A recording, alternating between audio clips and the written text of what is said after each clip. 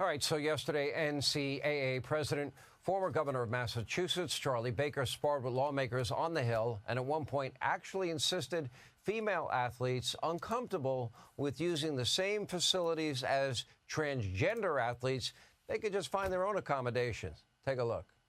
Why don't you take a position on transgender biological males competing against females? You just told me it wasn't fair. There's a federal standard on this is one that we would work with you on if you wish to work on it. Why don't you do it on your own? Because we're a national governing body and we follow federal law. Why don't you go to Amazon and buy a spine online and take a stand?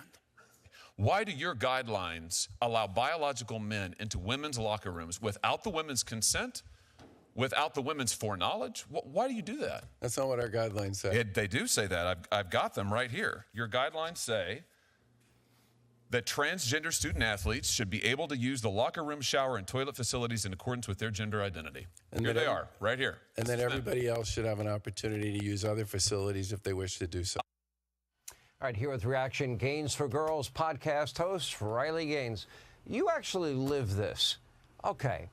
Why do biological athletes, female athletes, why should they be the ones that are inconvenienced and have to capitulate to this? What was it like for you to compete against a biological male?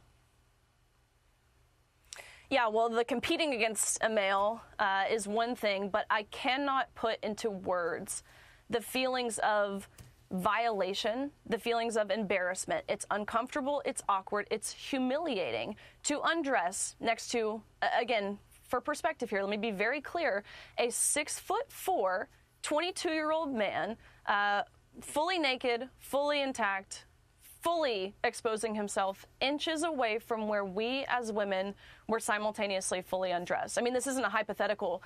That's the reality that myself, my teammates, my competitors from around the country, and girls, I mean, in various sports across the nation, continue to face at the hands of the NCAA. So the competing is one thing. I mean, anyone with any amount of brain activity knows that that's unfair. They know that that's wrong. Even Charlie Baker himself admitted it in that hearing. But what you couldn't possibly grasp or wrap your head around is the violation of the locker room. What do you think of Pixar has a new movie out, and they decided and they pulled the transgender storyline, and they put out a statement. When it comes to animated content for a younger audience, we recognize many parents would prefer to discuss certain subjects with their children on their own terms and timeline. Looks like Disney's figured out go woke, go broke. Yeah, that's exactly it. I'm not going to sit here and applaud them. I'm not going to sit here and say that I'm proud of them. This is really only proving to us that the free market always prevails. We've talked about this on your show before, Sean.